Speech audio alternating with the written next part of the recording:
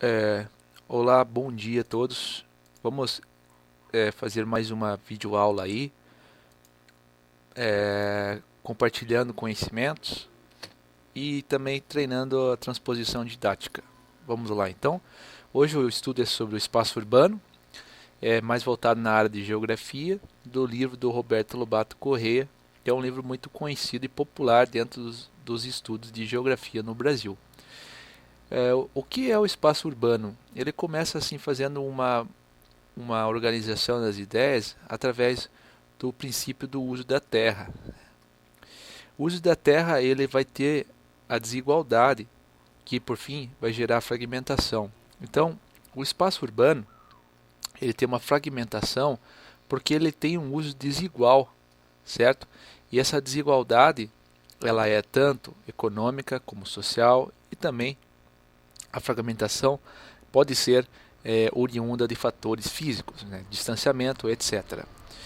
É, as articulações elas irão unir os fragmentos do espaço urbano e essas articulações elas são conhecidas como fluxos, certo? Os fluxos de pessoas, os fluxos de mercadorias, os fluxos de decisões, aqui também pode ser anexado as informações, os investimentos de capital, os deslocamentos de mais-valia, etc. Qualquer tipo de fluxo e relação entre pessoas irão fazer com que haja essa espécie de articulação entre os fragmentos do espaço urbano, certo? Próximo passo. Quem são os produtores do espaço urbano? Primeiro, os proprietários industriais. Eles trabalham, são na verdade os consumidores do espaço. Eles têm uma relação com os proprietários fundiários. É uma relação que é mediada pela lei, certo? A lei vai determinar as ações dos proprietários e, por fim, os proprietários irão também determinar, em certo sentido, indiretamente, as leis. Já por sua parte, os proprietários fundiários, eles dependem do aumento populacional das cidades para que haja uma maior demanda das terras e aumente os valores das terras. E também eles trabalham com a lógica de localização geográfica e geológica, que irá também determinar o valor da terra. Por exemplo, são diferenciações.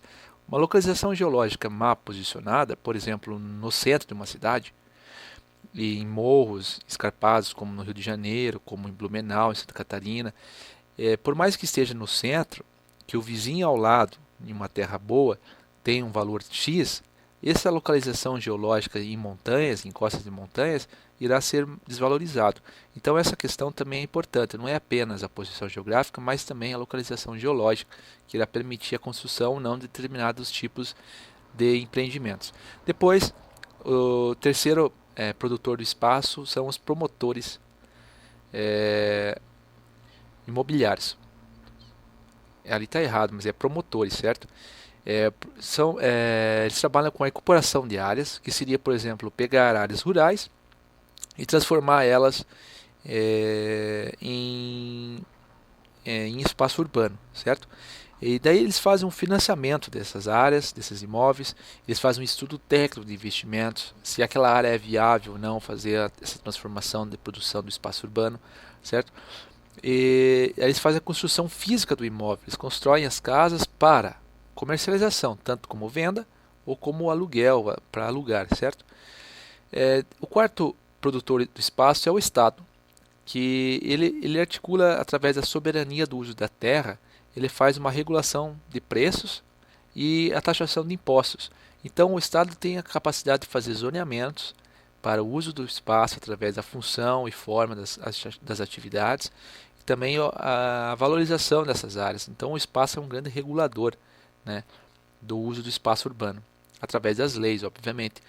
O quinto produtor do espaço abordado por Correia são os grupos excluídos, certo? São as pessoas que têm a resistência e sobrevivência e que fazem apropriação de terras inadequadas, terras que não são formalizadas e não estão dentro da legalidade, digamos assim. Depois o Correia fala sobre os processos e formas espaciais. Para ele o processo trabalha com a seguinte questão, né?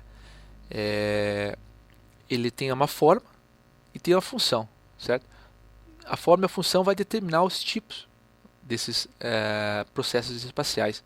as expressões desses processos espaciais. E são 6 os processos espaciais. O primeiro é a centralização e a área central. Vamos representar aqui, digamos que aqui seja o centro, todas as atenções para ele. Depois vem a descentralização e os núcleos secundários que estão em torno desse centro, certo? Que formam uma outra área. Depois vem a coesão e as áreas especializadas. Essas áreas especializadas elas são determinadas pela função e até mesmo pela forma, que é regulada pelo Estado através do zoneamento e das normas de uso de adequações comerciais. Por exemplo, essas áreas especializadas podem ser bairros de autopeças, bairros de ferro velho, bairros de danceteria, bairros de indústrias ou bairros apenas para comércio, etc. Certo?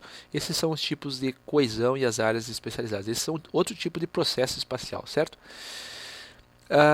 Depois vem a segregação e as áreas sociais. Aí a gente já entra num plano de economia social, Os bairros residenciais vão ser diferenciados, distantes ou não, em áreas boas ou não, definidas genuinamente pelo poder aquisitivo dos seus membros.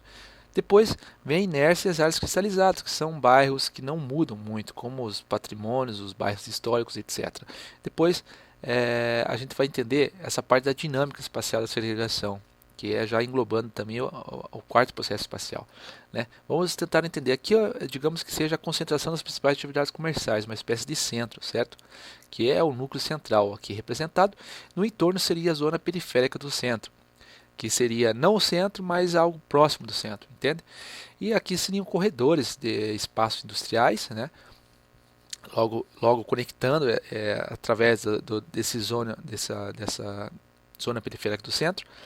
E depois vem o bairros de alto status, que conectam, tem uma posição privilegiada com relação ao centro e com relação às outras partes.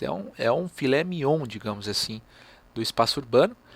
E depois vem os bairros de médio status, que estão próximos e são pessoas que trabalham para esses bairros de alto status, ou trabalham até no centro e na zona periférica do centro. E depois os bairros de baixo status, que são bairros mais distantes, onde as pessoas precisam ter um deslocamento maior e estão mais próximas de serem mais populosas com relação ao Brasil, a parte econômica. E existem os subcentros regionais, certo? Que seriam centros que teriam farmácias, bancos, coisas que atraiam as pessoas para aquela localidade. Então esses são os subcentros regionais, certo?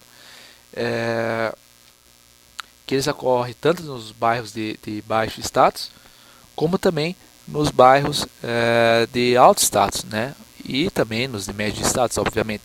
Aí por fim tem o outro tipo de segregação do espaço, são as favelas, que é uma segregação espacial, econômica, obviamente, e que eles ocupam áreas, mesmo estando próximas do centro, elas não são áreas privilegiadas, são áreas de risco, montanhas, encostas, e esse é outro tipo de segregação, então, do espaço urbano, pensando já nos processos de formas espaciais.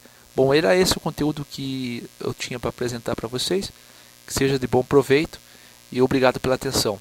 Um grande abraço.